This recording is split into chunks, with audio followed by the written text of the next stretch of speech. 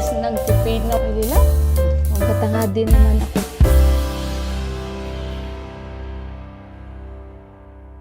Guys, good morning. Good morning, good morning. Kakatapos ko lang maglinis ulit sa hagdan. Hindi ako nag-exercise.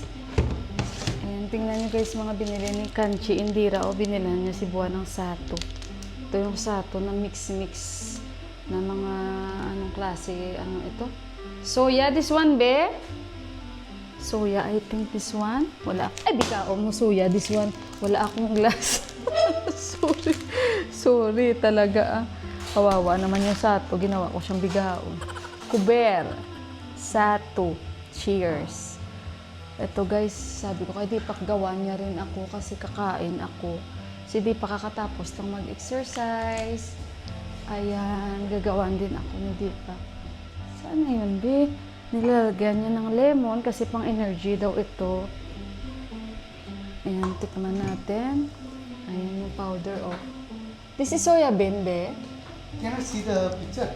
That is soybean. Please no. Galit na naman sa akin yung asawa ko, guys. I'm just asking, bala guys, it's like you don't love me anymore. Do you love me or no? Tawa na lang natin. Alam niyo, maaga kaming nagising and hindi kami nakapag-attend ng kasal sa kapitbahay kasi sumama pakiramdam ng aking dinang na lalaki. Guys, mataas yung kanyang BP and dapat today pupunta kami ng doktor sa cardiologist pero bukas na lang. Napahinga siya namin, pinakain ko siya, binigyan ko siya ng gamot and then kasi tawag na tawag siya sa kuya. So, sabi ng kuya 10 times siyang tumatawag sa akin. And hindi ko siya masyadong maasikaso kasi coast to coast yung biyahe ko. Napakahaba ng flight ko, sabi ng kuya. And ayun, sabi niya naman sa akin, yung mga binibigay daw ng doktor dito, hindi daw maganda. Tumataas daw lalo yung BP niya. Ngayon, chinek namin ni Deepak itong gamot from Amerika dahil ubos na. Mas maganda daw yung gamot sa Amerika. Ngayon, pinakita niya sa akin yung mga bote. Puro naman guys, kinumpara namin, pare-pareho naman yung binigay ng cardiologist dito at sa Amerika. Pareho talaga lahat. May beta blockers, at saka yung yung sa gabi niya iinumin, yung pang-prevent for heart attack. At yun. At saka pare-pareho talaga lahat. Kaya inano ko siya, in-explain ko sa kanya. And then, yung BP niya kanina is 155/99. Mataas sa kanyang edad talaga yan. And after some time, nung pinainom na siya namin ng gamot, bumaba naman naging 140, 149, 146/73. Tsaka yung pulse niya 66. Tapos pinagpahinga siya namin. Ayun, nagpahinga, tumawag din sila ni Ama kasi si Ama parang nataranta dun, dalhin daw namin sa ospital. Hindi naman yan agad-agad na dadalhin mo yung ganun ba. Para lang na si Ama, nag-worry lang konti. So, ayun, at saka may times na okay siya, may times na talaga siya anxious ba. Para siyang hindi mapakali, yung ganun. Parang tuloy ako kanina, na gusto ko rin mag-check ng BP ko. Si Deepak naman nag-check yan ng BP niya, guys. Biniro ko lang ba siya. Pagagaling niya lang sa labas. Nung chinek naman ni Deepak, yung BP niya maganda naman yung BP niya. 126/80, 83, tapos yung pulse niya is 80. Galing si Deepak sa labas. Hindi yan nag-check ng BP niya, guys, pero todo walking lang siya, na walking talaga. And ayun, wala siyang alcohol. Yung walking niya talaga grabe ba. So, ayun, siguro yan yung effect ako. Nilagay ko yung BP apparatus, tinanggal. Tawa si Deepak sa akin, no? Sabi ko, "Babe, check my BP." Sabi niya, "Yeah, check." Sabi niya ganun. Tapos sabi ko pa kanina, "Oh, you want to check your BP?" Sabi niya, "Yes." Sabi niya, check niya agad yung BP niya. Sabi ko, "Wait, magpahinga mo." Sabi niya, check na agad. Ako, guys, nilagay ko habang nagre-read in-stop. May problema talaga ako, guys. Natatakot talaga ako mag-check. Kaya minsan sabi ko, pag chinek ko, sure talaga mataas. Kung hindi ko i-check, hindi ako napaparanoid. Pero pag i-check ko, napaparanoid talaga ako, guys. Kaya parang hindi ako makuha na ng tamang BP. Pero alam niyo, nung naperahan ako sa gallbladder, hindi ako talaga binibigyan nila ng gamot sa BP. Kasi sabi nila, kasi tinatry ko talaga guys, kahit nung bago ako operahan, chinek ulit yung BP ko sa emergency. Ayun, 110 over, sabi ni Deepak, kasi normal na normal yung BP mo. Sabi ko, tinatry ko nga sa sarili ko na hindi ako magpakaba. Tapos hanggang sa naoperahan na ako, hanggang sa pagkatapos ng opera ko, minomonitor talaga nila yung BP ko kasi nga ayaw nila sa akin painumin yung gamot ko. Kasi nga yung BP ko okay naman. Tapos hanggang sa nakalabas ako, hindi nila ako pinapainom ng BP ko na medicine guys. Ako lang talaga siguro may problema no dito. Tsaka baka magpapacheck ako ng mata ko guys kasi parang minsan may mga nakikita-kita ako na guys, na natatakot ako ba. Kaya ayun, minsan pag nagiwa-iwa ako ng gulay, parang hindi siya clear. Hindi naman na blur talaga, para bang slight lang siya. Pero pag nag-glass ako, mas clear siya ba lalo ba. Kaya baka magpa-check din ako ng mata ko. And basta magpapacheck ako guys kasi minsan noon na-experience ko na nakikita ko yung mga dots. Tapos minsan yung parang lens ng mata natin para siyang, alam mo yung may mga nakikita kang mga, ano ba yun? Parang mga circle. Tapos ngayon parang pag may times na dumadating siya guys, natatakot ako. Kasi parang yung gilidan dito, para bang, ano ba yun? Paano ko ba sasabihin sa inyo? Parang bigla na lang ba nakakaramdam ako na, yung vision ko dito sa gilidan, guys, ano kaya yun? Kaya parang natatakot ako ba? 3 times na siyang nag-attack sa akin.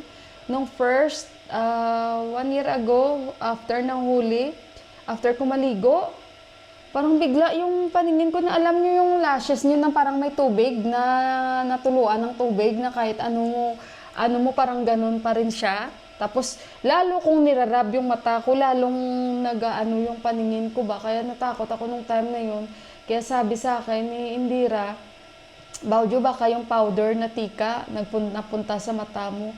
Ito lang siya guys, minsan. Tapos, hindi kaya, nung second atake sa akin, dito talaga lagi. Para bang, pag natingin ako sa masyadong bright or ilaw, doon parang natitrigger siya guys. Tapos, nung nangyari sa akin sa gym, nag-exercise ako. Okay naman ako, guys. Tapos, parang bigla siya gano'n naman umatake sa akin. Na napatingin lang ako sa ilaw, actually. And siguro nangyari sa akin nung last year, 1 year ago. Tapos ito, mga 2 months ago. Tapos nung isang araw, nangyari siya sa akin, guys. Nag-on lang ako ng ilaw. Tapos bumaba ako. Hindi ko alam, guys. Basta sa ilaw, siya lagi nag-i-start, guys. Parang natitrigger yung vision ko. Kaya hindi ko talaga alam, natatakot ako. After mga ilang minutes, nawawala siya guys. Nawawala siya. Magpahinga lang ako sa very dark place. Naging okay ang paningin ko. Pero pag after na, mga ilang minutes guys, nag-fade, nawawala siya guys ba. Pero natatakot talaga ako pag ganun. Kasi para ba yung sa gilidan ng vision ko, parang may mga ganun-ganun guys na natuluan ng tubig. Alam nyo yon, yung salamin parang natuluan ng tubig na parang ganun guys, na parang yan siya. Kaya nga parang sabi ko, wala, ano kaya itong nangyayari sa akin? Bakit may ganito akong naramdaman yung mata ko? Pero talagang may ako guys, may grado yung mata ko talaga. And minsan, nung isang araw na nangyari sa akin, dahil buong araw ako sa screen guys, buong araw ako nag-i-edit. At ilang oras ako nakaupo sa guys, sa computer. Siguro epekto ito ng feeling ko guys sa screen. And yung talaga minsan nag-trigger sa akin, naramdaman ko talaga masakit yung mata ko, yung ilaw talaga guys. Basta pag may ilaw na ganyan, ayoko kasi parang masakit siya sa mata ko. Kaya mas okay yung madilim. Yan, pag may ilaw talaga, para bang, oh my God. Parang ang sakit sa mata ko na, lalong-lalo guys dito, na pag nagbabiyahe kami, yung mga ilaw ng sasakyan, grabe sila guys mag-ilaw. Kaya feeling ko isa din yan sa nag-trigger sa akin na grabe guys. Kasi pag magbiyahe kami na may makasalubong kami, grabe kasi dito guys, magpailaw sila. As in, wala sila talaga kahit may makasalubong sila. Grabe, ang lakas. Kumbaga magpailaw sila ng mga sasakyan nila. Oh my God, grabe talaga guys. So kaya inumin ko na muna ito. Yung si Buwan nagpapahinga siya. Hindi kami nag-attend ng kasal kasi masama ang pakiramdam, guys. At saka, hindi ko alam kung anong lulutuin ko. Tingnan na lang natin maya-maya. And naglinis na naman ako ng hagdan. Dahil ngayon may inaayos na naman ang bahay dito sa amin. And sa harapan namin, busy lagi. Kaya ayan, yung lahat ng alikabok na pupunta sa atin, especially open tong hagdan namin. Hindi talaga ma-avoid. Kaya kung hindi ko yan susundin sa linis, ay wala. As in, magdikita na talaga yung alikabok. So, yun lang guys, na-share ko sa inyo and update ko ngayon sa inyo guys. And hindi ko ba talaga alam kung ano, pero nagsabi nga ako kadipa, nadalhin nga natin si daddy sa sa psychiatrist ba, kasi wala namang masama. Pero ewan ko sa kanila, hindi ko naman yan sila mapipilit, yung ganun. Yes lang naman ako guys. So cheers sa ating lahat.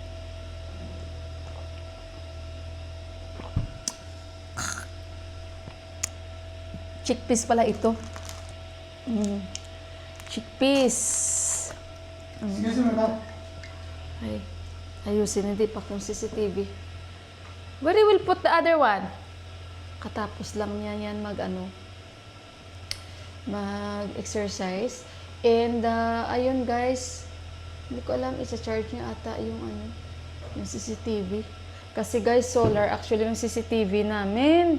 Kaso lang, yung pinagkabitan namin, hindi na namin siya hindi namin maano guys kung saan yung namin ilalagay yung solar kasi yung wire niya maliit lang. And kung ililipat namin yan ang CCTV para maano siya ng solar, doon yan sa taas, sa labas naman yan makikita. Feeling ko ata ay ililipat na lang namin yung CCTV sa itaas na lang para yung solar at hindi pa na-charge ba kasi may solar yan siya eh. Nandyan yung solar kaso wala man araw.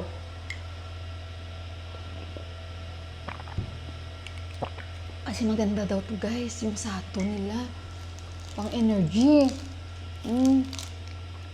Pero hindi ko bala type ang lasa. Hindi ko type.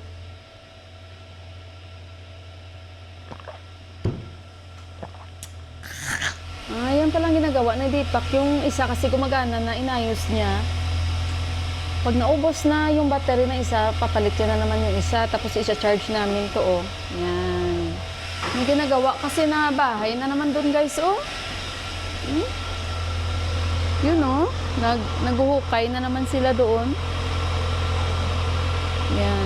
Hurry up!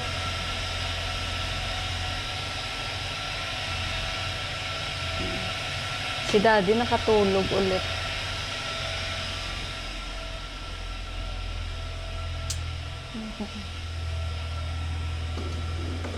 Gising na siya guys. We'll check again kasi nire-record ko rin ito kasi para makita nila doon ni mami ba. Kasi nanonood yan siya sa akin. BP check? BP? Check?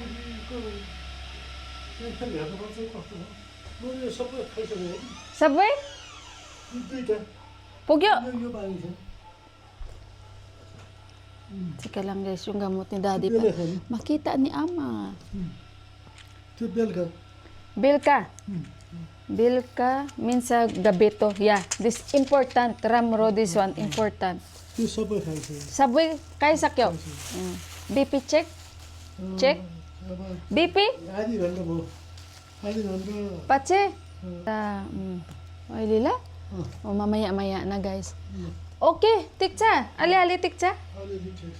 Relax la. No thinking daddy. Unsa?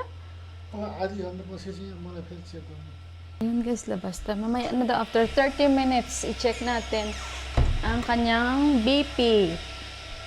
After 30 minutes, ano na naman kayang tarkari ko man. At saka okay na yung gamot niya. Meron kasi siyang gamot na yung ba guys, bigay din from America na ito rin ang binigay sa kanya. Ayala, si Deepak bigyan ko muna ng kasi naalala ko yung itlog na nilaga ko guys. Guys? Ba yan? Nag-blackout tuloy ako. Bali, may binigay sa kanya na gamot from America na prevention ba for heart attack. Basta yun ang nakalagay. At saka heart failure. At saka yun, mukhang matapang siya na gamot at kailangan niya inumin yan before siya matulog. So naubos na yun at binigyan siya ulit ng cardiologist, ganun din na gamot. At ano pa ba guys, yun, yung sa umaga, iniinom niya na gamot is 3. Kami po ang nag-aano sa kanya, inaano namin sa kanya pag umiinom siya ng gamot, nandyan kami, nilalagay namin. And then, iniinom niya naman. Ayaw niya lang talaga inumin yung pampatulog kasi okay naman daw yung tulog niya. And then, yun gamot niya guys, 4. And then, ano pa guys, yan lang muna ang update ko sa inyo. At saka katulad niyan, yung ilaw sa kusina, masakit siya sa mata ko guys. Kaya patayin ko to. Pag ganito, pag dim na ilaw, yan, okay yung mata ko. Ayan, kailangan ko rin kasi i-on kasi nga pag patayin ko, hindi nyo na ako makikita masyado. May maliit naman na ilaw yan. Okay, itong mga ganitong ilaw, hindi masakit ang mata ko. Pag ganito, parang natitrigger. Kasi nung isang araw, guys, nag-on lang ako ng ilaw sa labas. Tapos pumasok ako. Tapos medyo gutom ako. Tapos doon na-experience ko na naman, guys, na parang yung gilida ng mata ko, yung parang, alam nyo yun, na parang feeling ko yung mga lashes ko may tubig na natuluan ng tubig na kahit anong pahit mo, parang ganun pa rin.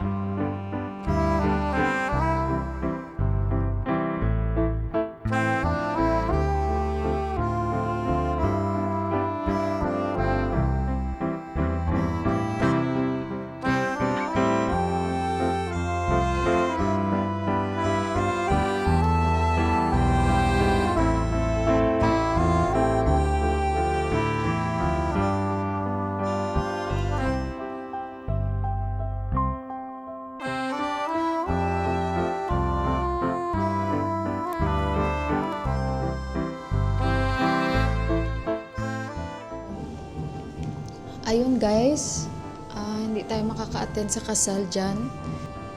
And nakita nyo na yung niluluto ko, mushroom. Si Deepak ang nagbigay sa akin ng idea. First time kong makakain niya na ganyan na pagluto. Tapusin lang natin tong niluluto ko guys. Yan na lang. Luto na yung rice ko at saka dal.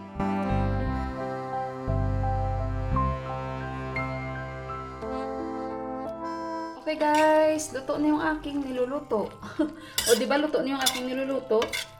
O yan na. Luto na siya guys. Tikman natin kung ano ang lasa. Tikman natin. Tikman natin. Alam na may ugali ako, no? Habang nagluluto, hindi ako nagtitikim. Sa amoy ako nagbabase.